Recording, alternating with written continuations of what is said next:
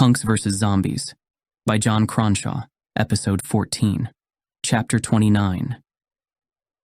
Exhaustion hit Tommy as he stared from the passenger window. Layla steered through the debris-strewn city, her watery eyes fixed on the road ahead. Tommy shook images of Dee's last moments from his mind, trying to bury them, along with everything else since Berkeley. The parking garage loomed ahead, concrete and shadows concealing whatever remained inside. He hoped Mickey and the others were okay, that the zombies hadn't managed to find their way up to Zero's van. Layla eased their van beside the garage entrance. Squinting towards the upper levels, she let out a sigh. "What's up?" Tommy asked. "I don't want to go back into that place. Could still be zombies wandering the lower floors."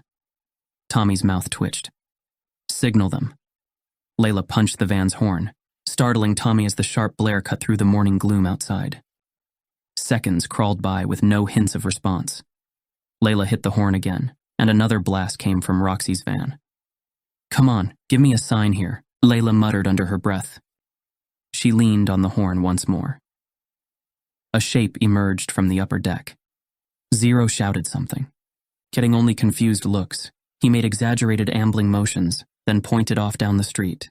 "I think he wants us to draw the zombies away," Tommy said.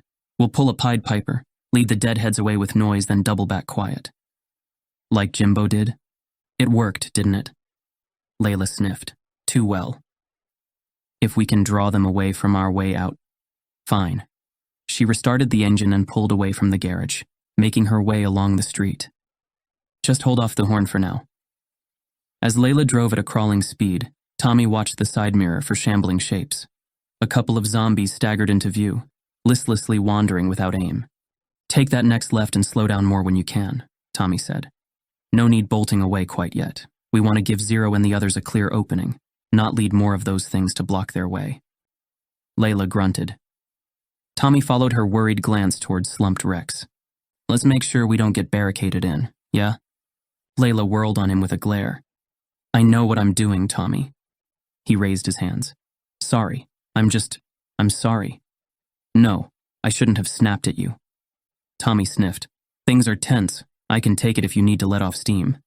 He forced a smile. "We're cool, right?" Layla nodded. "Always."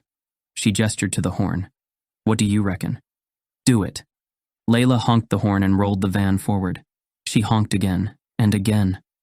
New zombie clusters wandered onto the street ahead, cutting off an easy detour. Layla muffled a sharp curse, braking hard. "Go faster," Tommy said. Layla slammed her foot down on the gas and hurtled forward. The van clipped a couple of zombies, hurling them to the sidewalk with a resounding crack. "Good one," Tommy said. Layla smacked the horn again and slowed down, drawing out more zombies before speeding forward again. She took another turn, and the parking garage came into view. They're not there. Tommy gazed up at the garage, looking for any signs of Zero's van. Damn it. "What should we do?" "We keep moving, keep drawing those things away. How the hell are we going to avoid being circled in if Zero's crew gets stuck in there?" Tommy winced at the thought. "We just keep tight loops circulating best we can, buy them a chance to get through." Layla made another loop around the city, blasting her horn and drawing out more zombies. They passed the parking garage again. Layla frowned. Where the hell are they? They must be trying to get out. What if they've already left? What if they're already out of Reno? We'd have seen them surely. We don't know that. Tommy sighed and glanced at the garage in the side mirror. You're right. We'll give them a bit longer. We can't abandon Mickey. We're not abandoning anyone. If Mickey's with them, he'll be safe. Layla sniffed. Yeah, right, he's withdrawing. And I don't think Zero's going to help out when things get bad. We got him methadone. No, you've got his methadone. And if he doesn't get another dose soon, he'll start spiraling again. Silence stretched out between them before Layla spoke. That's 2 full revolutions since Zero's signal. She turned the corner and smacked the horn again. More zombies filled the streets, and Layla hit the gas. She swung them around towards the garage again. Zero's van burst from the garage and raced off down the street. Gun it. Layla followed in Zero's wake, Roxy's van close behind. Tommy heaved sideways as Layla swerved to avoid a cluster of zombies. Block by block, they pushed onward. Tommy finally breathed deep as Reno faded behind them. They were clear. "I think we're past the worst," Tommy said. "Don't say that. Don't tempt fate." Tommy turned to her. "We'll get through this, you know?" She kept her eyes on the road. "I hope you're right." Chapter 30. Tommy stared at nothing as Layla guided the van back onto the open highway. The rural road unfurled under the late morning sun, a more welcome sight than sagging power lines and boarded shop fronts. A heavy silence still choked the van's interior, lingering exhaustion and grief resting like a shroud. When the first gas station appeared, Zero pulled off the road. "Looks like we're taking a break," Tommy said. "Thanks, Captain Obvious." Layla pulled their van to rest beside the aging fuel pumps. As the others piled out, Tommy stuck the nozzle in their tank, then leaned heavily upon the van grill, the worn store sign creaking in the breeze. He took slow, steadying breaths as the others began migrating towards him. Jimbo gave Tommy a broad grin and embraced him in a hug. "You missed out on Shea asphyxiation, dude, where windows stayed shut and any fart lingered for 50 miles. It's good to see you, Jimbo. You too, squeezed legroom I can deal with, but let's just say certain comrades kept stinking the place up." He nodded towards Mickey, staggering closer. Tommy chuckled. "You good, Mickey?" Without answering, Mickey came in for a tight hug, slapping a hand on Tommy's back before stepping back, his forehead coated with sweat. "I'm gonna need some of that medicine, man." "We'll get you sorted, Mickey. Don't worry." He shook his head and smiled. "Can't tell you how good it is seeing your ugly face again." Mickey blinked back. "That was pretty intense back there, huh? Was starting to wonder if my number got called back there. One of those dead bastards nearly made me its bitch." "You coming back with us?" "Of course, man. If I hear another thing about the New World Order, I swear to God I'm gonna start ripping my hair out." "That's good, man." He clapped Mickey on the shoulder. "Glad to have you back. And we've got enough of that stuff to help you get back on your feet." Mickey looked past him and gestured to the Minx van. "What's Roxy doing?" Tommy followed his gaze. Roxy remained in the driver's seat, staring into the distance. He shrugged one shoulder. "Been an intense few days." "Yeah, you think she's all right?" "We'll keep an eye on her, make sure she is." Her gaze remained locked unseeing on the middle distance, her hands still tight on the steering wheel. Tommy jerked a thumb towards her. "I'll go speak to her." Before he had chance to move, Zero arrived stone-faced before him. He clasped Tommy's shoulder. "Was starting to worry you were a goner back there." He released his grip. "I'm glad you made it." "You too, man." Zero gestured to the Minx van. "Roxy and Dee are still in there. Think they've had a falling out or something." Tommy bit down on his bottom lip. "Dee didn't make it." "Wait, what?" His fists clenched. "Why didn't you say anything?" "I am saying something." Jimbo tapped Tommy's shoulder. "Did you just say Dee's dead?" Hating himself, Tommy turned to face him and gave a weak nod. "There was an ambush we couldn't outrun in the city. Dee saved us so the rest could escape. He went out hard, taking more with him." Jimbo just stared, mouth working silently. Spike joined Tommy's side, his hands fumbling to light a cigarette.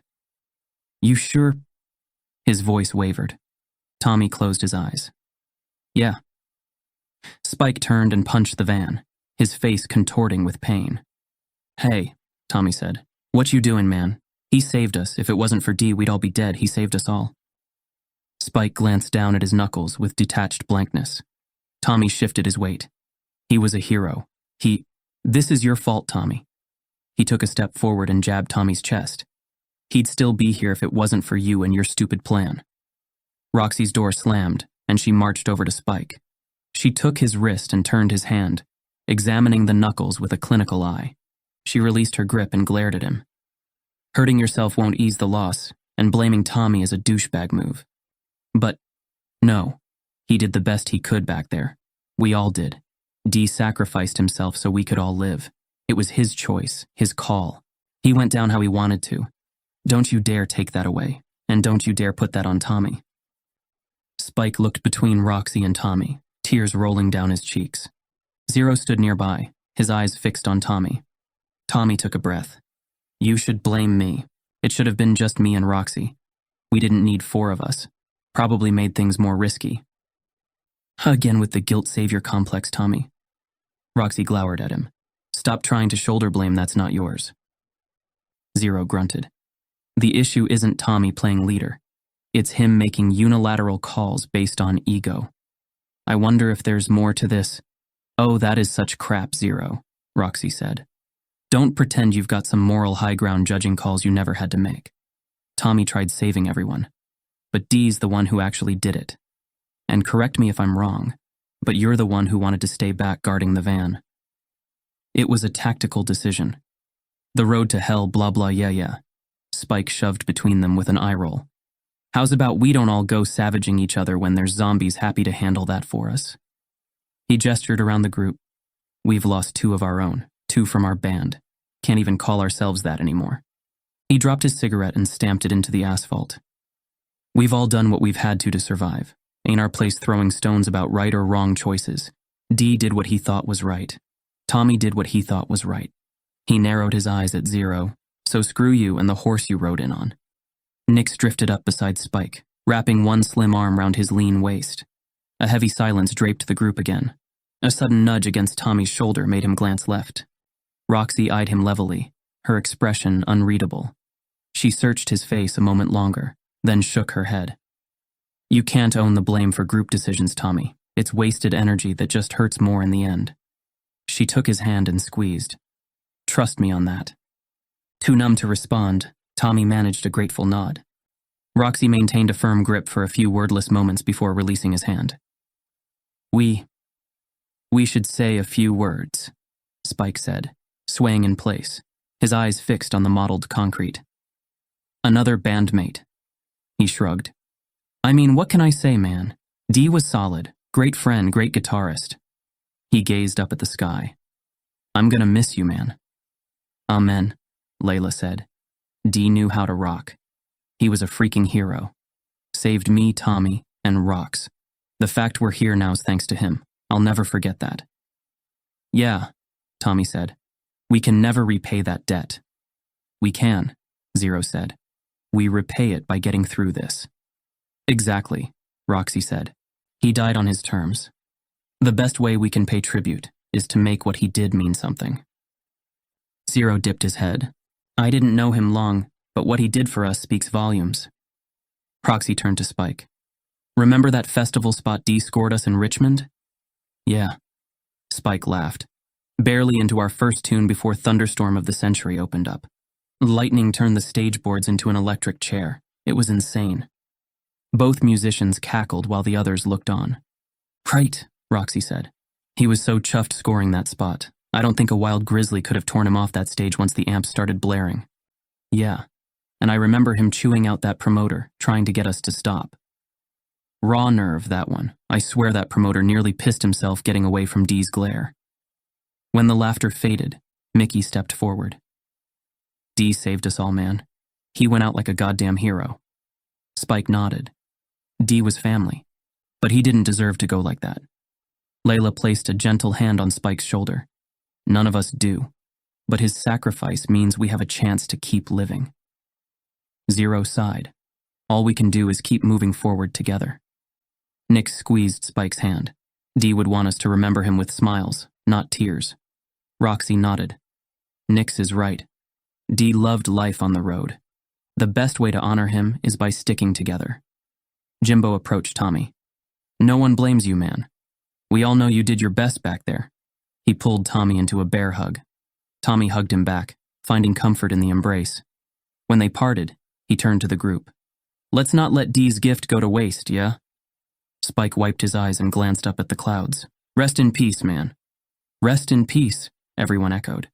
Spike straightened up and gestured to the vans. We should get back on the road. Still got a long ways to go. Zero unfolded a map across the hood of his van, the group crowding round. He traced a line with his finger. If we take this route here, we can reach Salt Lake City tomorrow. Jimbo wandered over to Tommy's van, glancing between the open side door and Zero's map. Hey, mind if I ride with you guys again? Could use a change of scenery. Before Tommy could respond, Zero looked up from the map. Why aren't you riding in your own van? Sorry, dude. Jimbo hauled himself inside. Seats are comfier over here. Now hold on a... Jimbo slammed the van door shut. Tommy glanced at Jimbo, then back at Zero. Guess that's settled then. He climbed into the driver's seat as Mickey and Layla piled in, doors closing behind them. Tommy turned the ignition. The engine rumbled to life and they pulled away from the pumps back onto the open highway. The van setting off in convoy once more. Chapter 31. Tommy drove on through the deserted landscape, everyone in the van seemingly lost in their own thoughts. Despite the bright blue sky overhead, a darkness still hung over them after Dee's sacrifice. Tommy eased up, squinting at the barricade blocking the highway ahead. He could make out figures emerging from two vehicles. Even at a distance, the sunlight glinted off unmistakable weapons. You think it's National Guard? Layla said. They don't look like soldiers. Could be road pirates, Jimbo said. Tommy eyed the nearest one's military uniform and shook his head. It looks official. Jimbo leaned between the seats. Ram through, dude. Tommy glared back at him. I'm not ramming anything. He pulled up slowly, the other vans coming to a halt behind him. He lowered the window as a bearded man wearing camouflage and wielding a shotgun swaggered over. Well, howdy, folks. Hate to trouble you, but me and my crew are gonna need all your supplies before we let you through. Tommy tightened his grip on the steering wheel, hiding his shaking hands. We've got sick people with us. How about we share some medicine and food? That would help us both. The man took a half step back and inclined his head. When you say sick. Withdrawal, Mickey said. The man grinned. Oh, well in that case, we'll be taking it all. Unless you want to taste buckshot. Tommy chewed his lip. They were blocked with no room to turn around. We're not giving up all our supplies. You lot traveling together? Yeah, we're just trying to get home, man. You look like good kids. Here's what I'll do. I'll save you the effort of unloading your supplies. Instead, you'll be getting out of the van and handing over the key. He shrugged a shoulder. And because I'm feeling in a charitable kind of mood, you can take the rest of your convoy and go. The man aimed the shotgun at Tommy. What's it to be? Make the smart choice now. Leave your van, then be on your way. Best give the dude what he wants, Jimbo said. Layla nodded and unclipped her seatbelt. All right, Tommy said, raising his hands. Mickey slammed his fist against the window. We can't just let them take our stuff. Tommy glared at him. You got a better idea that don't involve getting shot. There's more of us than them, Mickey said. If we rush them, then we all die, Layla cut in. She turned to Tommy, her eyes pleading. We gotta give them what they want, Tommy. Whatever it takes to save our skins. Tommy nodded. He eased open the door. Stay here. I'm gonna talk with them. Ignoring the protests behind him, he approached the leader, hands raised. The man eyed him as Tommy stopped a few feet away. I reckon we got off on the wrong foot. He held out a hand. Name's Tommy. The man lowered his shotgun a fraction. You think I give a crap? We're trying to get to Salt Lake City. You're right though, we do have extra food and meds, but we can't give up the van. What if we split it 50-50 with you? Help each other out. The man smirked. And if we just take it all? Tommy nodded. You could, but we'll fight you for every damn can, and some of your boys might not walk away from that. The man eyed Tommy a moment before barking out a laugh. Well, damn, look at you, bargaining like your ass isn't on the line. He raised his shotgun. Now, I'm not here to negotiate. Toss the keys and get your people. A gunshot cracked. Blood sprayed from the man's head and he dropped to the ground. The other robbers moved. Another gunshot rang out. And another. Tommy whirled as Zero lowered his rifle, a cold look in his eyes. What the hell, Zero? Zero stared back, stone-faced. You were wasting time. We need to keep moving. He turned away, ejecting the spent shell casings as the rest of the group emerged cautiously from their vehicles. Tommy grabbed Zero's shoulder. We could have talked our way through. You didn't need to kill them. Zero scoffed. Keep dreaming that hippie liberal bullcrap. We do what we need to survive out here, or we die. He yanked his shoulder free and walked off. Fists clenched, Tommy started after him, but Layla pulled him back. Forget it, Tommy, let's just see what we can find. The group spread out to search the roadblock, an uneasy silence hanging over them. Tommy couldn't get the image of Zero coldly gunning down those men out of his head. Killing the undead was one thing, but killing the living seemed a step too far. They moved among the makeshift barricade of battered vehicles parked across the highway. The fenced-in area beyond appeared to serve as the robbers' compound. Tommy spotted a small concrete shelter just inside the perimeter, likely where they slept. A stockpile of fuel cans stood lined up by a rusty tanker truck. Crates of preserved food, medicine, tools, and weapons were stacked around the shelter. "Jackpot, baby," Jimbo whooped, opening a large footlocker spilling over with guns and ammo. "Looks like these psychos were loaded for war." Tommy grimaced as Zero began distributing the weapons and ammo from the stash. The ends would help them survive, perhaps, but the cold execution still gnawed at him. Layla appeared at his side. "Try not to let it eat you up. I don't like his methods either, but Zero's mind is set on survival, above all else." "Doesn't make it right. We're supposed to be the good guys here." Layla gave his arm a comforting squeeze. "Come on, let's see if we can find anything useful in these vehicles." They searched the parked trucks and vans, recovering tools, tarps, camping gear, and other supplies. Tommy couldn't shake his disgust over profiting from Zero's handiwork. The man's capacity for violence deeply unsettled him, despite understanding its necessity out here, and where it might ultimately lead them, if left unchecked. "There's no way we're fitting all this in the vans," Tommy said. Zero shook his head and began lugging amps from the back of his van. "We need this. Amps and guitars just waste space." Roxy bristled. "Our instruments are part of who we are." Tommy held up a hand. "Nobody's leaving instruments, but Zero's right. Survival is priority now over music." Nick stared down at a guitar case covered in stickers. "Far as I see it, we won't be playing nothing if we're dead." He kicked the guitar case. "Wake up, man. Ain't no damn music careers until this thing's over." A tense silence passed. Layla stepped up and removed her bass from the vehicle. "He's right. We'll find new gear, but we can't replace each other if we don't get moving." One by one, the others handed over their instruments with muted resignation. Tommy swallowed hard as he passed his treasured guitar to Jimbo. Roxy lingered a moment longer, before finally adding Dee's guitar to the pile. They redistributed the weight in the back of the vans, and the others crammed inside. Tommy gazed down at the dead men, and wondered whether they would rise as zombies. But they stared blankly at the sky. "What should we do with them?" Zero strode past and picked through the men's jackets. "We take what we can and get back on the road." "I meant about burying them, or something." Zero looked up over his shoulder and shook his head. He retrieved radios from the men's belts and rose to his feet. The radio let out a static hiss. Zero tested one and mumbled something. A voice crackled through the speaker. Zero scanned the area, narrowing his eyes. "We need to leave." Tommy stared at the gaping hole in the bearded man's forehead. "I can't believe you shot them." "I did what needed doing, Tommy. You can thank me later." He marched back towards his van. Tommy met Layla's eyes and shook his head. "Tommy," Zero called back. "I said, we need to leave. Now." To be continued. Thanks for listening. Please subscribe so you don't miss the next episode of Punks vs. Zombies.